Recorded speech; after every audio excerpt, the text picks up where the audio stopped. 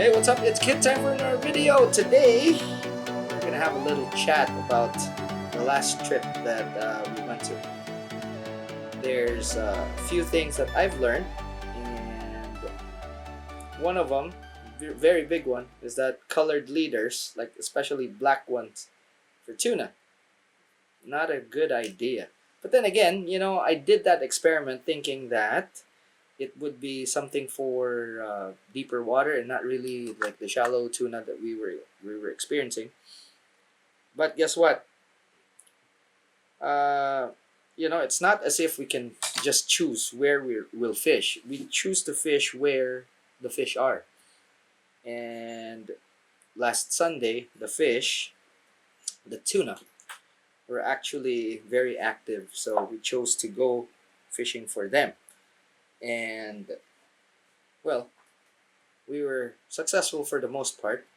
Actually caught 18. The boat caught 18, and the whole time I was experimenting and learned a few things. So for me, there's a lot of things that there's questions that I want answered, and if I could do it myself, I'll do it myself. And one of those things was colored leaders, and I got my answer, and I got it fast. I got it kind of painful because right then I realized that it just wouldn't work. But I still tried, and guess what? It didn't work. So what we'll do is we'll go through things that I've experienced, and then I will share it with you guys. So as with always, okay, I could easily tie an FG here, but since I have time, I will tie a PR. Okay, so there's a video of me tying this right before this trip. So if you want to see this in more detail, where I actually explain it, so go ahead and check out that video. But for the most part, I am just gonna talk you guys through. So one of the experiments was actually on colored leaders. So I had red, I had black, and obviously my companions, they were using uh, leaders that were transparent, regular leaders. And yeah, true enough, they had a lot of strikes. And for black, I had nothing, absolutely nothing. And I tried everything from scaling down, putting the same jig. The fish, maybe, I am not saying that it's definite, but maybe, because I didn't even get a touch. And this is a time when the fish are actually boiling all over, and not a single strike when everyone else was hooked up. So it's a huge possibility that um, it's because of the leader, and especially on tuna. And yesterday was or Sunday was kind of perfect because it was actually the weird tuna. Okay, the weird habit they have, that they are everywhere but they're not biting. And then obviously, since it's a weekend, the traffic for the boat traffic was actually quite high. So it was a perfect opportunity to test out the theories. Not when it's a wide open bite, because if it's a wide open bite, then you can throw everything else and then they will bite. So uh, it's a good time to experiment. And I have footage. I'm doing these things so you guys don't have to. Okay, so colored leaders in this instance, not good at all. And we have data for that, at least for this trip. And I don't think I would actually want to experiment more on this down the line, because it's just kind of pointless at this point in time. By the way, we're putting a length of 50-pound fluorocarbon for this leader. It's a fast jigging rod and reel, or fast jigging combo, and I'm putting about 3 meters worth, probably a tad more here. So took out the twists so it'll be easier to tie. I suggest you actually kind of practice a lot if you want to tie this, and if you are the type of person that gets easily confused with the what do you call this, the twists, make sure to untwist it like I did here before you do your tightening. Okay, so with this a little bit of a kink that we need to sort out. Just run your nail through that, make sure your nail is smooth, and then that should be it. Now all I have to do is, again, this tight. So what I will do is stretch it using my feet, just so it's easier to manage. Okay, so it's right here, and that's where I do my I will do my locking half hitches. So we learned a few things. Also, there was experiments on colors of lures for the fish, and it's no surprise that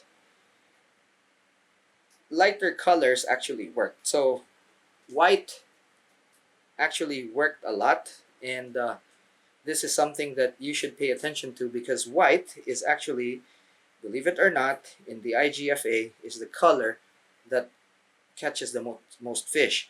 So for flies especially, white has been unbeatable for quite a few years. So that's something that you could that's data that you could actually bring home to the bank right there. All right, so the uh,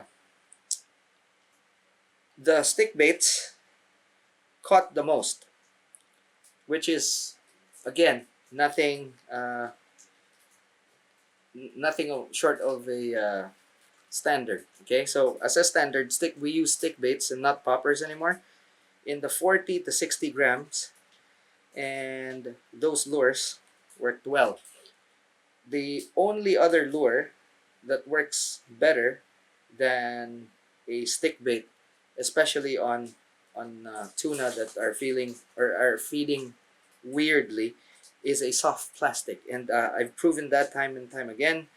So I had a little experiment on soft plastics, which actually uh, gave me very good results. Now, the thing here, when we say results, it doesn't mean to say that you catch more fish. Okay, what I wanted for this particular experiment was to actually know if uh, other colors would work.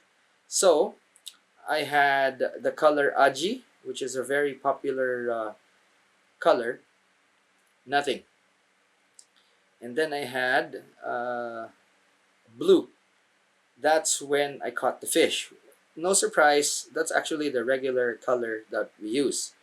So in soft plastics, blue or sardine color works well. Now, uh, electric chicken, which is one of the best colors for inshore, sometimes even offshore, didn't get touched. And this is despite the fact that I casted it in a wide open boil. Okay, wide open frenzy. And I did not get a reaction. That was a surprise, because I was really thinking that it would get it would really get eaten, but no. To my surprise, no touch, and that is a big thing. So in my next expeditions, okay, or next trips, I'm not gonna be using electric chicken anymore, and that is something that actually surprised me a lot, because that is the sort of thing that's really the sort of thing that I honestly thought would really work. I mean, for me, electric chicken inshore for other fish has worked so well that it's really one of those colors that I believe um, what was it. I honestly thought that color was one of the best there is. And to actually not catch anything, not even get attention,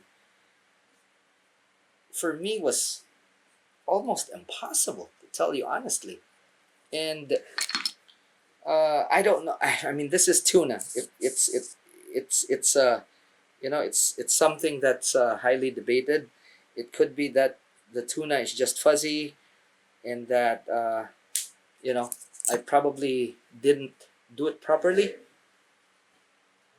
Uh, Very unlikely. Everyone else was catching, and I was doing everything to the best of my ability, and I just found that very surprising, very surprising. And it's not something that I know. Um, it's not something that I know is kind of uh, something lacking on my bit. I'm pretty sure that it was just it is kind of like a reaction that the fish had to the color, i.e., they didn't like it. Okay, as soon as I tossed something white, almost immediately, and I thought that they were just biting. Um, they were biting bright colors. No, it's not. It's not just bright. White did it. Silver, blue did it. Um, what else? Pink did it. But pink and green, which is essentially electric chicken. No, weird. All right. So we put a leader on this. I'm gonna deal with this tag end later on. Now,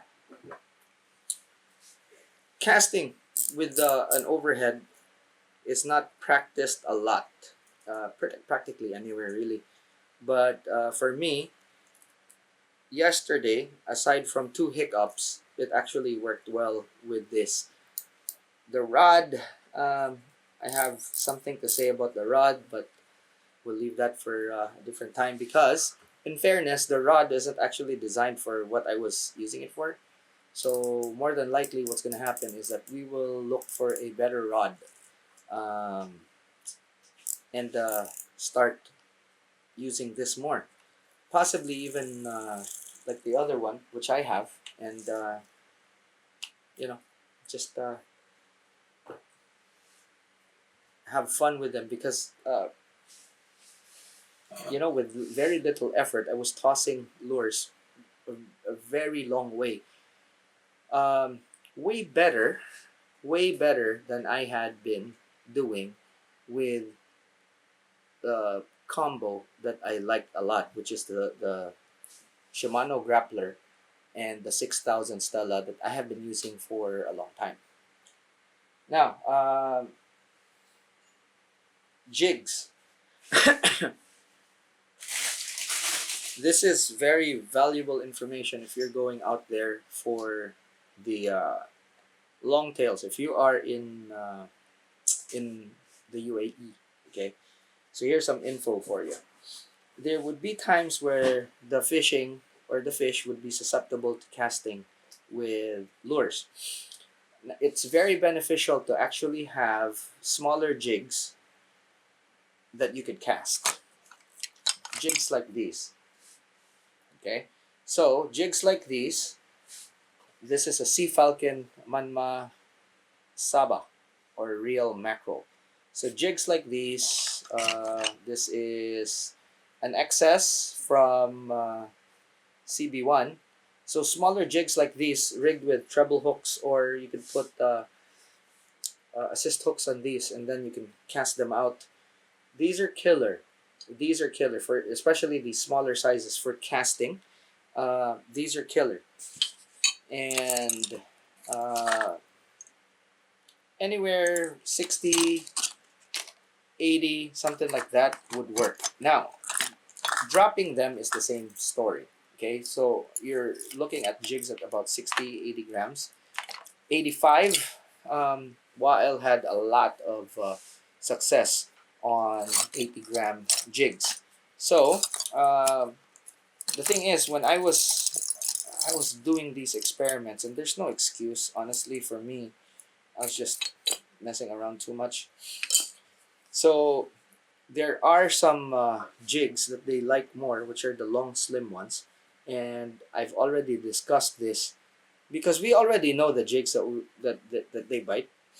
So we already have videos of me rigging these jigs in the channel. And normally these jigs are supposed to be shore jigging jigs, but they work very well on the boat. And Wael actually caught a lot using these jigs. So they're slim, 85-gram owner jigs. So if you're going out there and you're dropping jigs, especially now, Wael has been using a max 185. You could use a max 200 rod for this sort of thing. And then just drop them down to where the level of the fish is. You could look at the fish finder, see where the fish are, what depth, and it's always plus 10 meters to where they're holding. So like take for example, they're holding at on 40 meters. So 20 to 40 meters, which is usual, you drop down to 50 and then you start jigging the fish up using these smaller jigs, and you're almost instantly going to hook up. Always remember to put the right sized hooks, and I think one of the most important things that you should actually look at is your knot after each catch, because it does weaken, and it's just good housekeeping, you know. So while you're there, after one fish, you just cut your leader, give it about a foot or so. What is that in centimeters? 30 centimeters. Yeah, so 1 foot or 30 centimeters, about a ruler length for the leader. Now, if you notice, the leader that I tied here is actually quite long.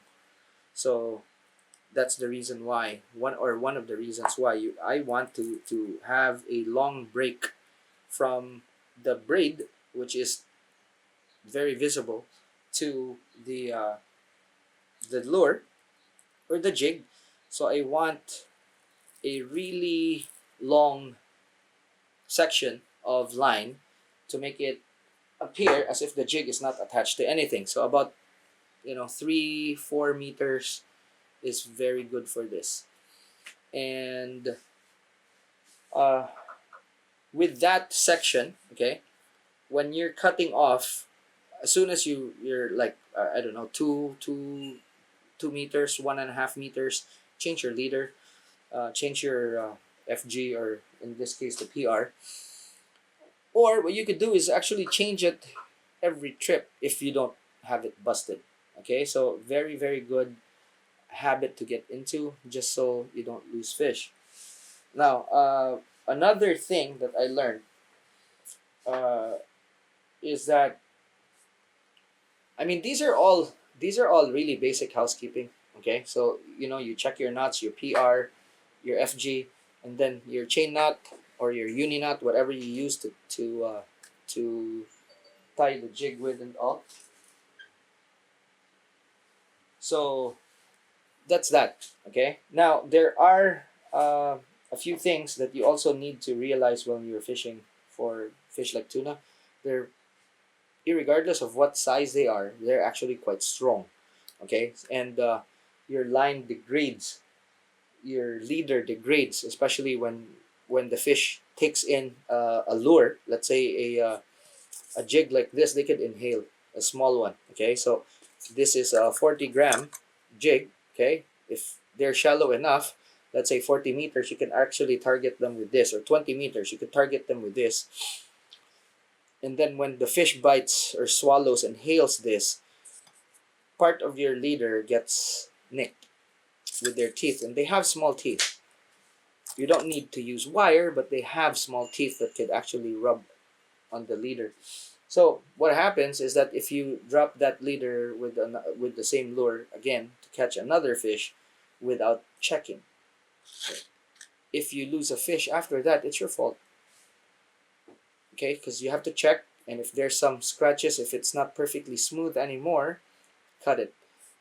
Now, just as a precaution, every three fish, cut a short length above the knot, retie, just good housekeeping. That's it. Otherwise, use a thicker leader size. Okay, so like take for example for me, if we're using, let's say normal would be 40, 50 pound, um, we would I would say like you start at 60 or 80, okay, pound test, and fluorocarbon withstands a lot more abrasion than mono. Okay, so if you're using straight mono, uh, or let's say even hard mono, soft mono or hard mono, cut back more. Okay, that's just good housekeeping. Okay, now there was a fish that I hooked on the Aya jig, the one that I rigged on the video. That jig has been taken. Okay, so the thing there, I'm not too sure if I published the jig rigging video at this point. Maybe I still have it on the computer and haven't uploaded it. But one of the things that I've learned, okay, with that is I haven't fished for 6 months. I haven't fished offshore for more than 6 months. There we go. So since September, let's say, because I counted it there because at that point that's when I had the tubes inserted here. So um, my leader isn't brand new. I fished with it, and that's good, and that's good and all. However, I was in such a hurry that I got lazy and actually didn't tie a new one, a fresh leader. So while I was hooked up to this fish, and it was practically, probably even the best fish of the day, because normally, even on PE2, the fish wouldn't be like fighting that hard. And at this point, this fish had other plans. It was going to Iran, So it's very rare for me to actually catch a fish that would go towards the horizon. But this fish was actually going towards the horizon and moving. Now, the sad thing is, I got this fish really close to the boat, and I lost it. So what happened was that my chain knot broke. Okay, uh, that wasn't the fish's fault. It was my fault. Okay. First and foremost, I should have actually changed the leader entirely, which I usually do. As you can see right here now, I switched the the leader on one of the reels, and I'm about to do that to all four that I took with me. So it's actually kind of, instead of actually doing it before the trip, it's actually kind of a habit for me to actually change it right after. So uh, su- uh, after cleaning them, wiping them down and everything, um, what I usually do is just switch the leaders out. Okay, so that way I know that each trip it's a new leader. But since since the last time I used them, I actually didn't. So that's really a big problem of mine, and it's just me getting lazy, or it just got lazy. That's it. There's no other reason for it. I just got lazy. That's it. Okay. So again, this video I made just so you guys actually have at least something to kind of like a video to go with, and give you another perspective on things. All right. So um, also check out the hook on this. It's thin. Okay. So um, I've been using thin line, and for casting, I've been using this one I brought with me is actually P 2.5. Um, on an overhead, when you're casting, that's kind of a disadvantage, especially when you get a backlash, because it's either it breaks, or when it tangles, it's really hard to untangle it, especially when you're in the water. But see, the thing is, with light line, you need lighter hooks. So what I've done was, I actually used some hooks that were quite thick, and also I sharpened them. Now, I was thinking, since it's 2.5 and it's actually quite strong. Okay, 2.5 is like 50 pounds. Okay, breaking strain. So that's actually quite thick, or quite strong. But these jig heads actually gave me a lot of more positive hookups than the ones that I used with thicker hooks. So, which is weird, because if you're using bait and you're using those hooks, you have a lot more time to actually kind of hook the fish, since it's bait. But with lures, I found that the thinner hooks, especially when you're casting quite a good distance, and remember, I was casting really far with very little effort. You know, the rod that I used was actually a long rod, and no effort at all to go really far, and it was farther than anyone was casting.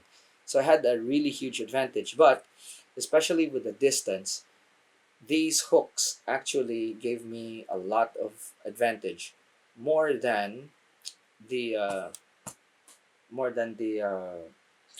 thicker hooks. So I lost a lot of fish on those. Now, I have to say that no one was actually no one took this trip seriously. It was the first fishing trip of the summer season.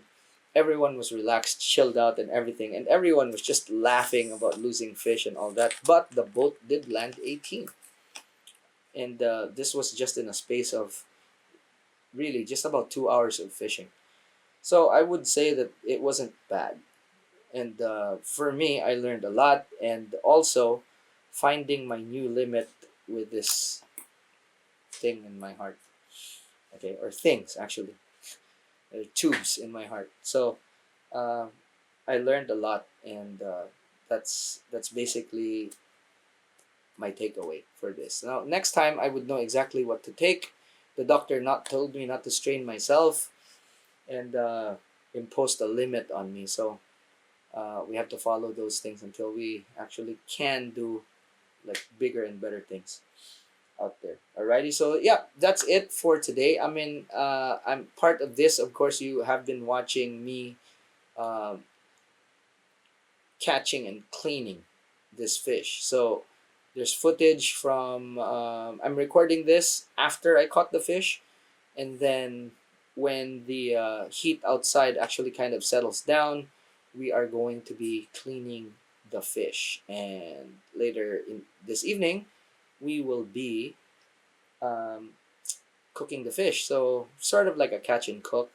We're moving towards that direction, guys. So later on, I'll make a video of an actual catch and cook. Alrighty, so that's it for now. Thanks so much for watching. I really hope that you learned something from this video. Yeah, just basically, just if you've listened, that's just housekeeping tips. Alrighty, and when um, when I do another, or the next video that I'm gonna do, we're going to discuss how to catch these fish, and which uh, lures you need, and what combo you need. Okay, so especially if you're in the UAE, or if you're fishing in places where they're around, uh, or something similar, it's a technique that you could use, or the gear that you'd use would work for schoolie yellowfin tuna, and we're looking at about up to 20 pounds. Okay, so about 20 pounders. This is what we use, 20 to 30 pounders. Alrighty, so yep, that's it for now. If you learned from this video, click the thumbs up. If you haven't yet and you want to learn more, click on the subscribe button, share this video if you want your friends to learn. And that's it. Thanks so much for watching. I'll see you in the next one. Class dismissed.